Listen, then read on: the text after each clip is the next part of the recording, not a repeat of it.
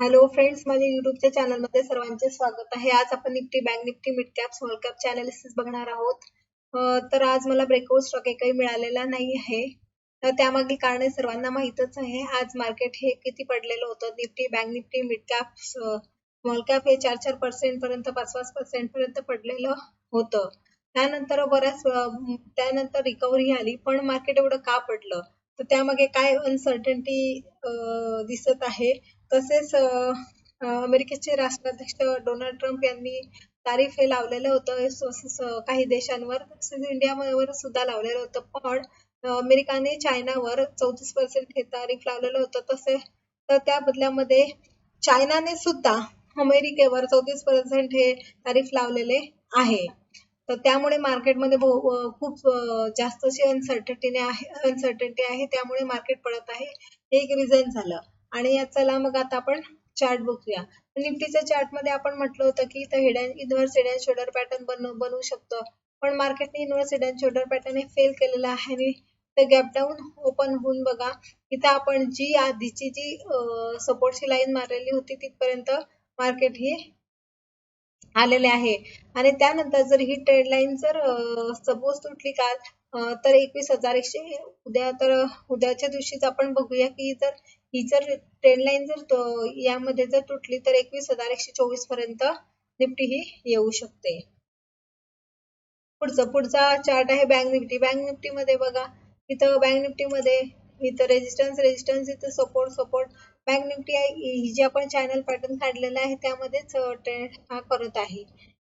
तर इथं बघा, बँक निफ्टी सुद्धा गॅपडाऊन ओपन झालेलं होतं आणि त्यानंतर रिकव्हरी बँक निफ्टी मध्ये सुद्धा आलेली आहे. जोपर्यंत बँक निफ्टी ही वरती ट्रेंड लाईन जोपर्यंत तोडत नाही तोपर्यंत वरती जाण्याची शक्यता कमी आहे. जोपर्यंत खाली ट्रेंड लाईन तोडत नाही तोपर्यंत खाली येण्याची शक्यता कमी दिसत आहे बँक निफ्टी मध्ये. पुढे आहे small cap index. Small cap index मध्ये बघा, इथं आपण काही दिवसापासून आपण रेजिस्टन्स सपोर्टच्या लाईन मारलेल्या आहे. त्यानंतर इथं छोटंसं inverse head and shoulder pattern बनलेलं होतं. त्यानंतर वरती गेलं. इथं बघा, कंटिन्युअसली मिड कॅप मध्ये लोअर हाय हे लागत गेलेले आहे. त्यानंतर बघा, इथं थोडंसं वरती गेल्यानंतर इथं कन्सोलिडेशन करून इथं गॅप डाऊन ओपन होऊन डायरेक्ट आपण तुम्ही बघू शकतात मागचे व्हिडिओ, त्यामध्ये आपण 14,081 ला आपण सपोर्ट लाईन काढलेली आहे. तिथपर्यंत मार्केट हे आज आलेलं आहे. May be he G trend line ही जी आपण ट्रेंड लाईन काढलेली आहे ती जर तुटली तर मार्केट हे 13,095 पर्यंत येऊ शकते. अशा प्रकारे स्मॉल कॅप इंडेक्सचे हे अनालिसिस आहे.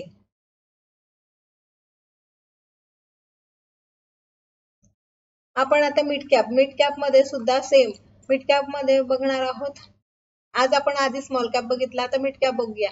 मिड कॅप मध्ये सुद्धा बघा, आपण रेजिस्टन्सच्या लाईन मारलेल्या होत्या. त्यानंतर सपोर्ट यामध्ये सुद्धा एक पॅटर्न तयार झालेलं होतं, छोटंसं inverse head and shoulder pattern. त्यानंतर ते वरती इथं सुद्धा वरती गेलं. त्यानंतर इथं कन्सोलिडेशन परत काल इथं मोठी कॅन्डल तयार झालेली होती रेड. त्यानंतर पुन्हा इथं गॅप डाऊन ओपनिंग आणि आपण जिथं सपोर्ट लाईन मारलेली होती तिथपर्यंत बरोबर मिड कॅप निफ्टी ही टच झाली आणि वरती गेलेली आहे.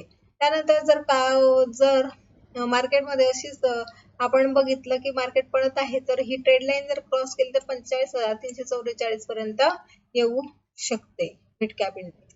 अशा प्रकारे मिड कॅप इंडेक्सचे अनालिसिस आहे.